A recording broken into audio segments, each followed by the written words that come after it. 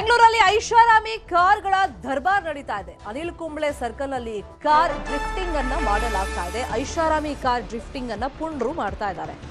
KA05NR0009 number ಹೊಂದಿರುವಂತಹ car ಸ್ಥಳೀಯರೊಬ್ಬರ mobile ನಲ್ಲಿ drifting ಮಾಡುವಂತಹ ವಿಡಿಯೋನ ಕ್ಯಾಪ್ಚರ್ ಮಾಡಲಾಗಿದೆ. ಕಬ್ಬನ್ ಪಾರ್ಕ್ ಸಂಚಾರಿ ಠಾಣಾ ವ್ಯಾಪ್ತಿಯಲ್ಲಿ ನಡೆದಿರುವಂತಹ ಘಟನೆ.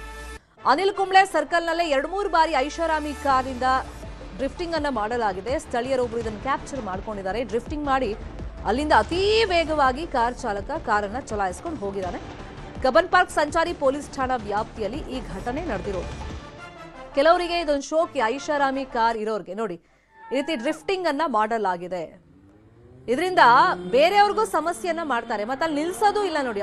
ಅವ್ರ ಕ್ರೇಜ್ಗೋಸ್ಕರ ಈ ತರ ಡ್ರಿಫ್ಟಿಂಗ್ ಮಾಡಿ ಕ್ಷಣ ಮಾತ್ರದಲ್ಲಿ ಅಲ್ಲಿಂದ ಎಸ್ಕೇಪ್ ಆಗಿದ್ದಾನೆ ಆ ಡ್ರೈವರ್. ಅಂದ್ರೆ ಐಷಾರಾಮಿ ಕಾರ್ಗಳನ್ನ ಹೊಂದಿರ್ತಾರಲ್ಲ ಅವರಿಗೆ ಇದೊಂದು ಕ್ರೇಜ್. ಆದ್ರೆ ಸಂಚಾರಿ ನಿಯಮದ ಪ್ರಕಾರ ಇದು ತಪ್ಪಾಗುತ್ತೆ, ಕಾನೂನು ರೀತಿಯಲ್ಲಿ ತಪ್ಪಾಗುತ್ತೆ. ಈ ರೀತಿ ಮಾಡುವಾಗ ಅಕಸ್ಮಾತ್ ಯಾರೋ 2 ವೀಲರ್ ಅವರು ಅಥವಾ ಬೇರೆ ಯಾವುದೋ ವೆಹಿಕಲ್ ಅವರು ಬಂದಿದ್ದಿದ್ರೆ ಅಪಾಯ ಅಂತೂ ಆಗ್ತಿತ್ತು.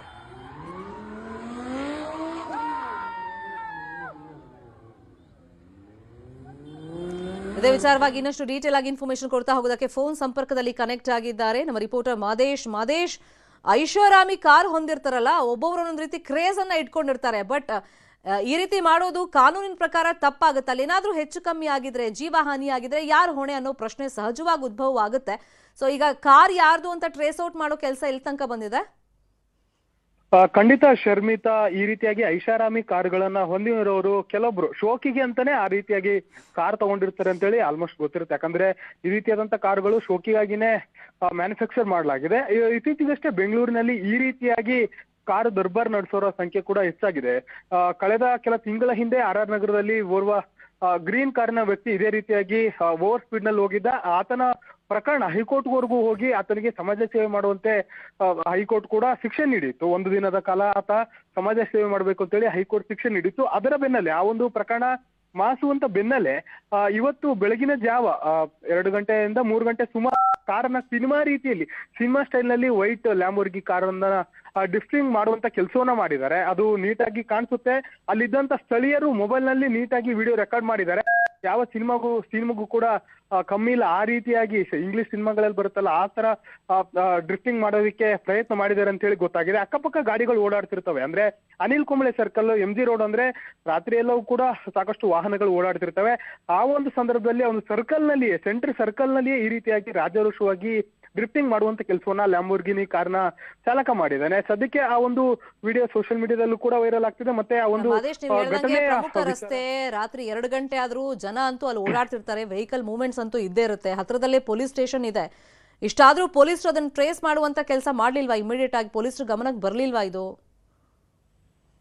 ಶರ್ಮಿತಾ, ಸದ್ಯಕ್ಕೆ ಆ ಒಂದು ಘಟನೆ ಬಗ್ಗೆ ಕಬ್ಬನ್ ಪಾರ್ಕ್ ಸಂಚಾರಿ ಪೊಲೀಸರು ಮಾಹಿತಿಯನ್ನ ಪಡೆದು ಆತನ ಆ ಒಂದು ಕಾರು ಮಾಲೀಕನ ವಿರುದ್ಧ ಈಗಾಗಲೇ FIR ದಾಖಲಿಸಿಕೊಳ್ಳುವಂತ ಕೆಲಸವನ್ನ ಮಾಡಲಾಗಿದೆ. ಅಜಾಗರೂಕತೆಯಿಂದ ವಾಹನ ಚಲಾವಣೆ ಮಾಡಿರುವಂತ ವಿಚಾರ ಜೊತೆಗೆ ಈ ರೀತಿಯಾಗಿ ಡ್ರಿಫ್ಟಿಂಗ್ ಮಾಡಿ ಅಲ್ಲಿರುವಂತಹ ಸಾರ್ವಜನಿಕರಿಗೆ ತೊಂದರೆ ಕೊಟ್ಟಿದ್ದಾರೆ ಅನ್ನುವಂತ ಆರೋಪದಡಿ ಪ್ರಕರಣವನ್ನ ದಾಖಲಿಸಿದ್ದಾರೆ. FIR ಈಗಾಗಲೇ ದಾಖಲಾಗಿದೆ.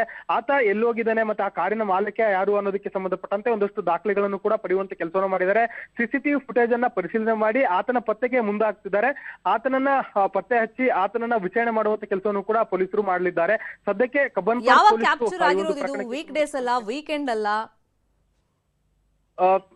ಶರ್ಮಿತಾ, ಇವತ್ತು ಬೆಳಗಿನ ಜಾವ 2ರಿಂದ 3 ಗಂಟೆ ಸುಮಾರಿಗೆ ನಡೆದಿರೋದು. ಅಂದ್ರೆ ನಿನ್ನೆ ರಾತ್ರಿ 2ರಿಂದ 3 ಗಂಟೆ ಸುಮಾರಿಗೆ ಈ ಒಂದು ಘಟನೆ ನಡೆದಿದೆ.